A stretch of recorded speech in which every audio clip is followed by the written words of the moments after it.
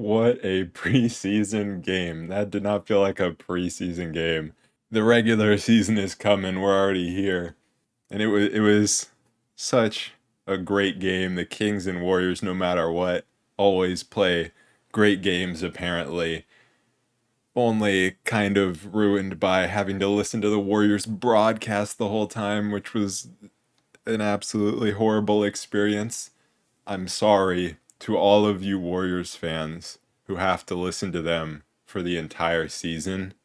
And you should just be glad you have a lot of nationally televised games so you don't have to listen to them all the time. But other than the commentary, it was a very fun game to watch. And honestly, before the game, I was like, "Oh yay, we can watch this one on NBA TV. We don't have to watch the live stream." And then I was like, "Oh no, I kind of want the live stream back." But in this preseason game, with it being the second to last preseason game for the Kings, Mike Brown decided to go with more of a normal rotation, and so did the Warriors. So it made for obviously a really good game. It was, almost exactly like a playoff game with Fox going off and Keegan going off and Barnes not going off.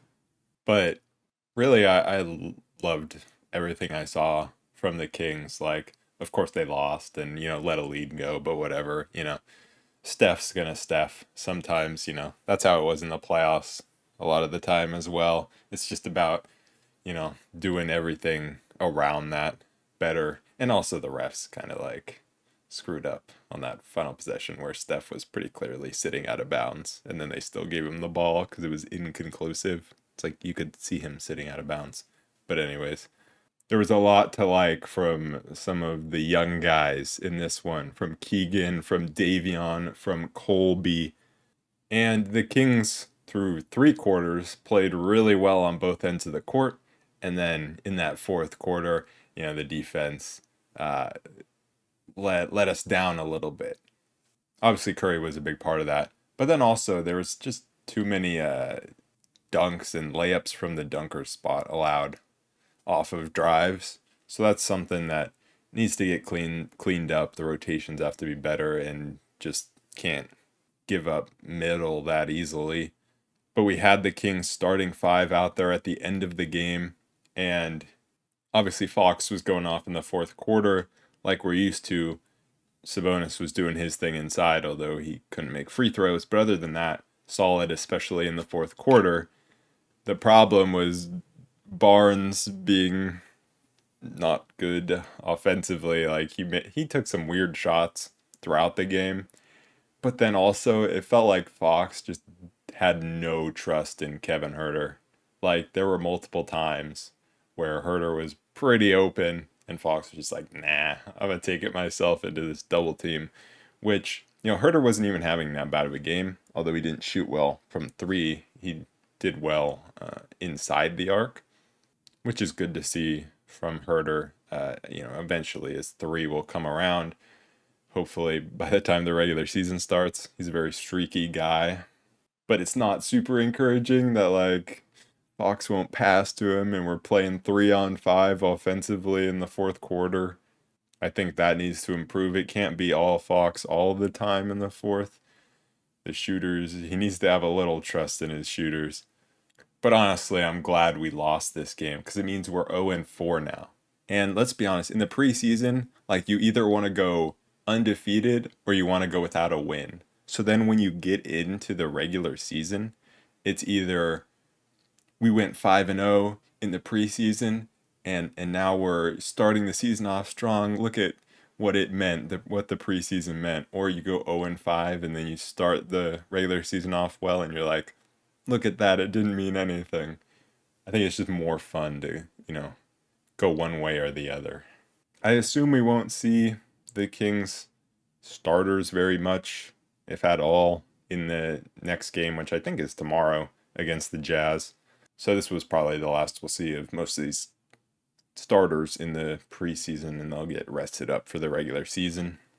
I thought the defense to start the game was pretty good. Like throughout the whole first half, the physicality without fouling was a lot better than it had been previously in the preseason.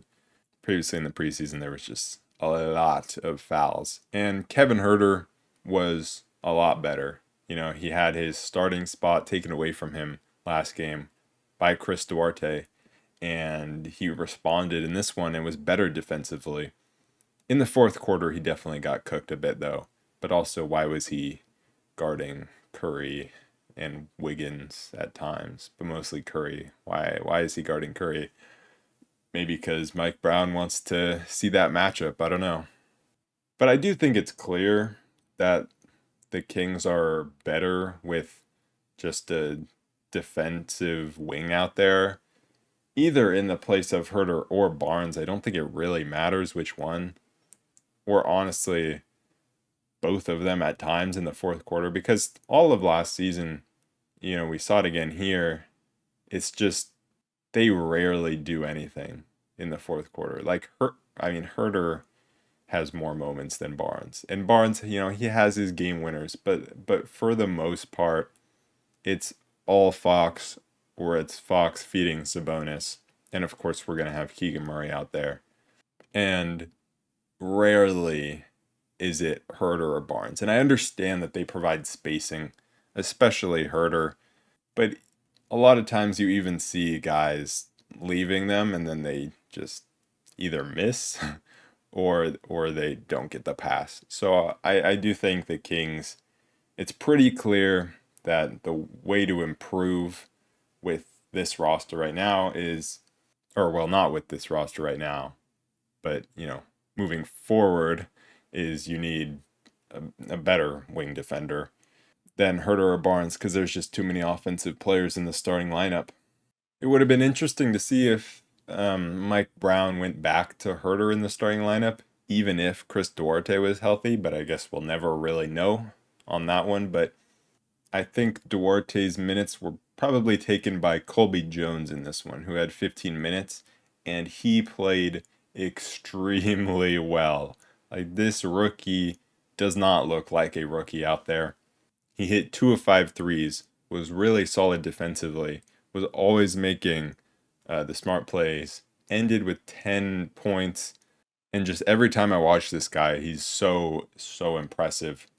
I thought Vezenkov would be the guy that would make the impact right away in terms of our rookies, but that's just in the preseason so far, that's not the case at all. I've been talking about Colby Jones as if, he's really good and he'll help us in future seasons. But now, I mean, if he just keeps performing, like, he can help us now. Like, he actually might carve out a spot in the rotation if he keeps being this impressive. As for Sasha, it's definitely the opposite. Like, he just doesn't look good defensively at all. Like, he's no Bielitsa, which is kind of what I was hoping for, at least so far. Bielitsa, super underrated defender, and then would, step out, knock down threes, and make all the right plays offensively. And I was kind of hoping that's what we were getting from Sasha. And so far, that's just not the case at all. Although he has been good rebounding the ball. He didn't knock down his shot in this game. That's not exactly, what I'm worried about. It's just the defensive end. Although he hasn't been getting open very much, which I don't know if that's other teams, planning for him, but that doesn't seem very likely.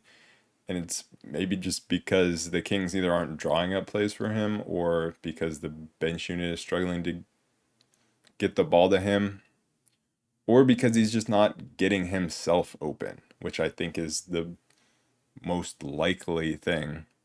So it hasn't been the best preseason for him, and with the team's needs, I do think he starts definitely outside of the rotation looking in coming into this regular season.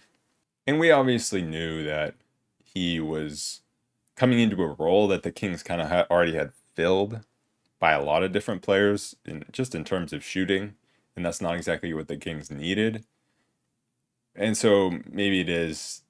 I mean, the Kings need to make trades to contend with the top of the West, like to be in, tier one of the West. We're not tier one by any means because we just don't have that wing defense. But I do think there are some good signs with Sasha in terms of his willingness to rebound, and his shot will be there. And so if guys get injured or guys get traded, which is kind of what I was saying, then he could step in and fill a role better if the team maybe needs him more if trades happen.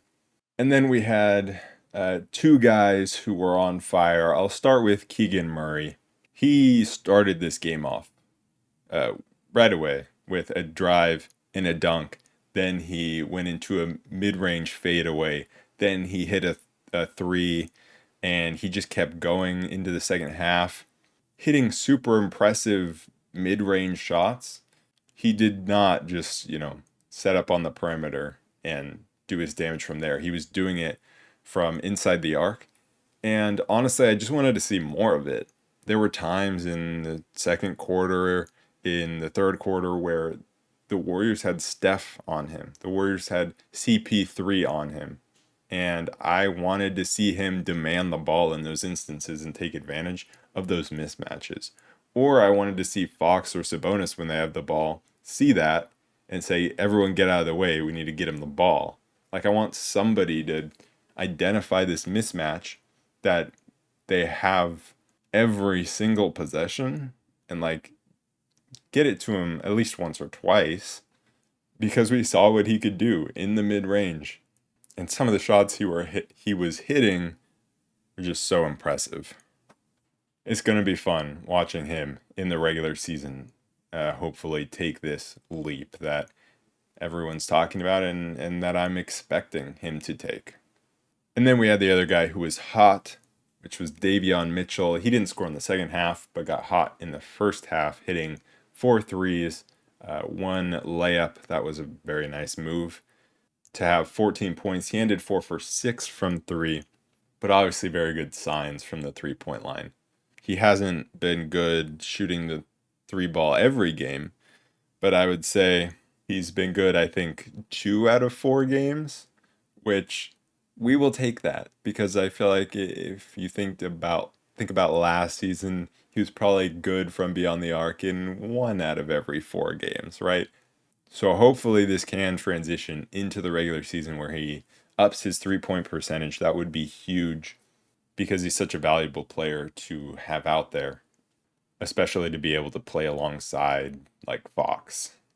There was no Trey Lyles in this game. He pulled out due to, I believe, a calf injury in warmups, but they said it probably wasn't anything serious, so seems fine. So we saw JaVale McGee in this one, which I'm wondering if we would have seen him much if Trey didn't pull out of this one, because JaVale McGee was going up against Dario Saric a lot of the time. So a smaller, more stretch big, not a Kevon Looney or someone like that. But every time I watch JaVale, it's definitely a roller coaster, but you can see how he brings a different element to the Kings team on both ends of the floor. Something that the Kings just didn't have last season, and that's just a big, massive, athletic dude. He doesn't always make the right decisions, but he can also get out to the 3-point line, block a shot, run down to the other end of the court and dunk the ball. He can also, catch a horrible oop pass, come down with it, and then go back up and score. He can also turn the ball over 3 times in 12 minutes and foul 3 times.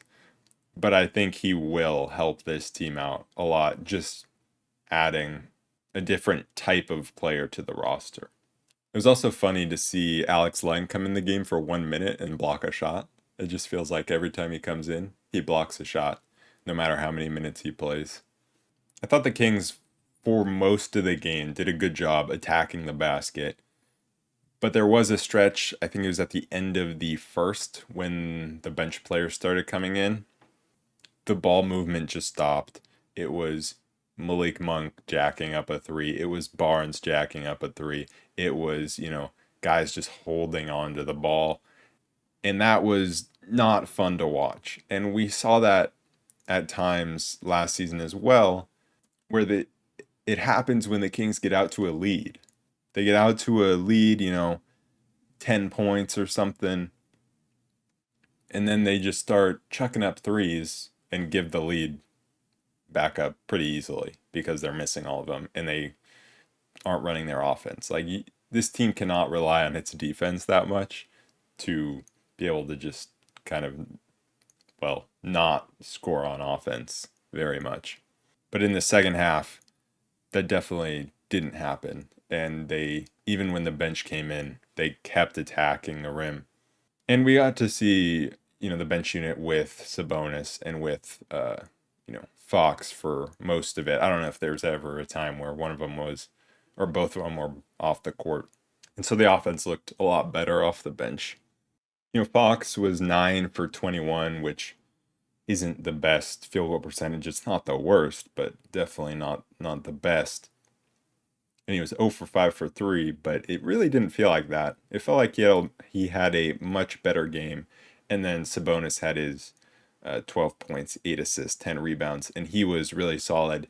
He had a frustrating first half scoring the ball, and the Kings made an emphasis to get him the ball inside right away in the second half to get him to score some easy ones, and he did.